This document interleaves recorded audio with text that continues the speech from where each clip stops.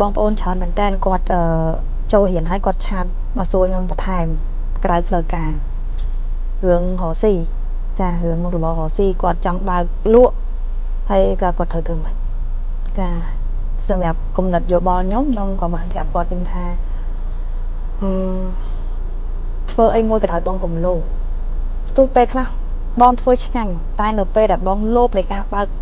អាជីវកម្មអីមួយក៏មិនប្រកាសថាបងជោគជ័យដែរគ្រប់យ៉ាងគឺវាកើតចេញពីតូចទៅហើយរកស៊ីសម័យនេះគឺតម្លាក់ចោលរឿងមុខមាត់តម្លាក់ចុះហ្មងចាតម្លាក់ចុះរឿងមុខមាត់អត់ល្អមើលទេតែវាល្អស៊ីយើងសុខចិត្តអញ្ចឹងវិញតូចតែវាតាន់តូចតែឲ្យវាតាន់ណាយើងមានលុយវិលរាល់ថ្ងៃទោះបីជាមិនបានច្រើនតែក៏វាអត់ស្ទះដែរវាជួយដោះបញ្ហាយើងបានរាល់ថ្ងៃតេតដូចគ្នាវាធ្វើឲ្យយើងដេកលក់តូចដឹងស្រាប់ហើយថាទូកតូចវាស្រួលបត់អាទូកធំมันពិបាកបត់ណា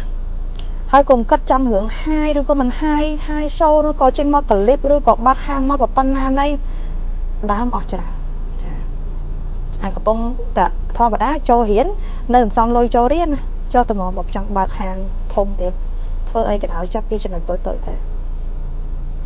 ផ្ទះធំមួយក៏ចាប់ដើមសង់ពីឥដ្ឋបាត់ដុំទៅដែរចា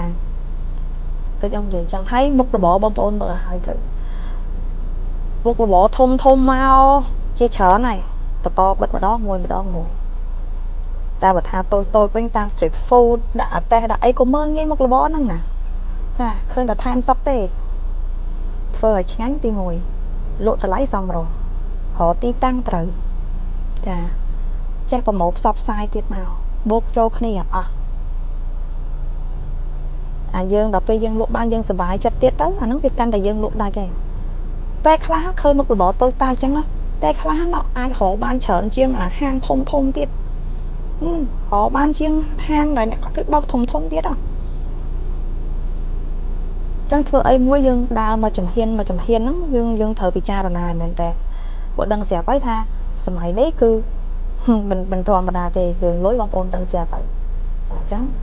ពេលដែលយើងចង់ធ្វើសុទ្ធតែដូចខ្ញុំនិយាយអញ្ចឹងគុំគិតរឿងមុខមាត់ជាធំមិនល្អមើលតែល្អស៊ីតូចតែតា